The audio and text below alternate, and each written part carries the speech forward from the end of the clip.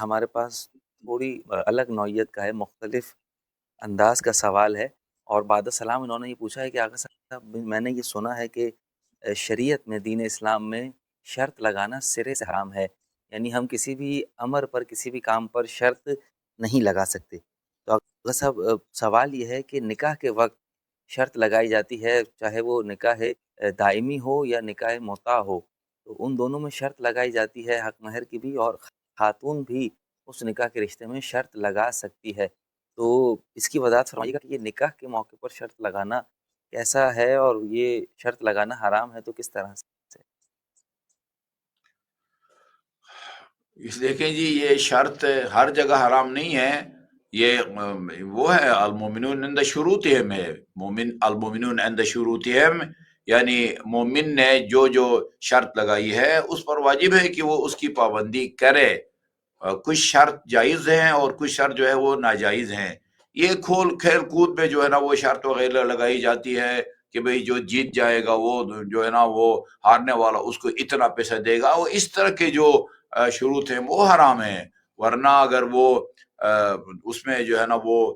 شرط لگائی جاتی ہے عقد نکاح کے دوران دائمی میں، یا وہ تو جائز شرط لگانا جو ہے وہ ہے، جائز ہے۔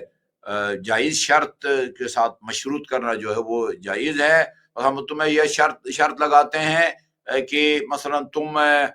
جو ہے وہ اس کو عمرہ کراؤ گے، یا مثلا یہ شرط لگاتے ہیں کہ مثلا 1 سال تک جو ہے نا یہ خاتون نے مثلا یہ ہمارے پاس رہے گی۔ اس طرح کی کوئی جائز شرط لگانا عقد نکاح میں یا اور معاملات میں وہ جائز ہے، تو ہر شرط جو ہے نا وہ ناجائز نہیں ہے۔ یہ خود یہ فرمان جو ہے المومنین عند شروطہم کا مطلب یہ کہ یعنی مومنین نے اگر کسی کوئی شرط لگائی ہے تو اس شرط کی پابندی کرنا ان پر ضروری ہے۔ یہ دیکھا جاتا ہے کہ یہ جائز شروط میں سے ہے یا ناجائز شروط میں سے ہے۔ جی صاحب اگلے سوال کی جانب چلتے ہیں، اور انہوں نے پوچھا ہے کہ اگر کیا کسی ہندو ڈینٹسٹ سے اپنے دانتوں کا معائنہ کروانا یا علاج کروانا جائز ہوگا، جبکہ وہ گلوز استعمال نہ کرتے ہوں، بلکہ اپنے جو اوزار ہیں اور آلات ہیں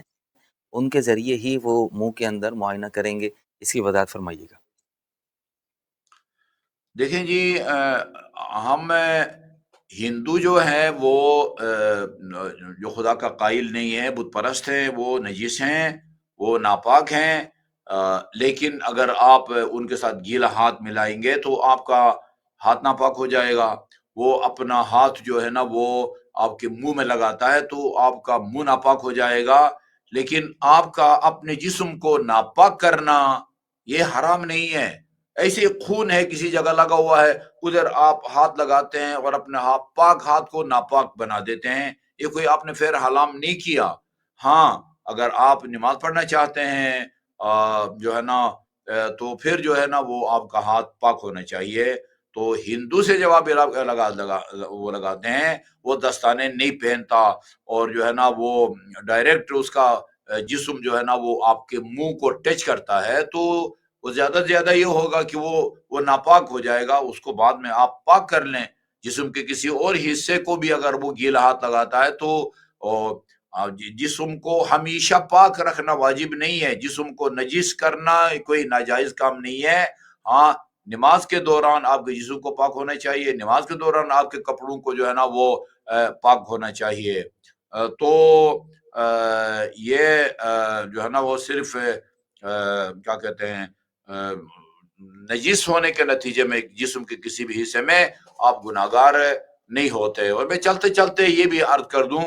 ابھی حال ہی میں مجھے ضرورت پڑی اور میں نے کافی تحقیق کی کہ اہل سنت حضرات جو ہیں، چاہے وہ اہل حدیث ہوں یا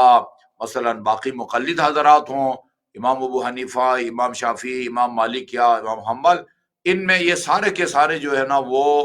کس انسان کو نجس نہیں سمجھتے جی۔ انسان چاہے وہ خدا کا منکر ہو، رسول کا منکر ہو، قیامت کا منکر ہو، وہ سارے کے سارے پاک ہیں۔ البتہ جہاں تک ذبیحہ کا تعلق ہے، اگر خدا کا منکر ہے، ہندو ہے، سکھ ہے یا دہری ہے، تو وہ جانور ذبح کرتا ہے تو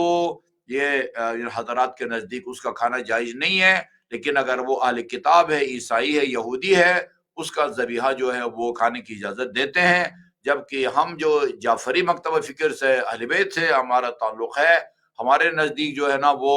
اہل کتاب،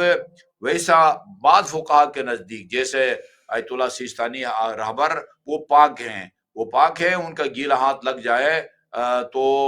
جب تک کوئی عارضی نجاست، خون، پیشاب یا شراب ان کو ہاتھ کو نہ لگا ہوا ہو، وہ کتا خنزیر یا منکر خدا کے ناپاک نہیں ہے، لیکن ذبح کرنے والے کا مسلمان ہونا ضروری ہے۔ ہمارے نزدیک جو ہیں وہ منکر خدا جو ہے نا وہ یقیناً وہ ناپاک ہے اور اس کا ذبیحہ بھی جائز نہیں ہے، لیکن جو اہل کتاب ہے جیسے یہودی، وہ یہ بعض فقہا کے نزدیک وہ ذاتی نجاست کتا خنزیر یا منکر خدا کی طرح نہیں ہے۔ ہاں اگر نجاسات میں سے کوئی نجس اس کے جسم کو لگ جائے، وہ ایک پکا مسلمان اثنا عشری کا ہاتھ کو بھی خون لگ جائے تو وہ بھی وہ ناپاک ہو جائے گا، لیکن ہمارے نزدیک ذبح کرنے والے کا مسلمان ہونا ضروری ہے، جبکہ باقی جو مسلمان فرقے ہیں ان کے نزدیک وہ اس کا مسلمان ہونا جو ہے نا وہ ضروری نہیں ہے، اہل کتاب کا ذبیحہ کھانے کی جو ہے نا وہ اجازت دیتے ہیں۔ جی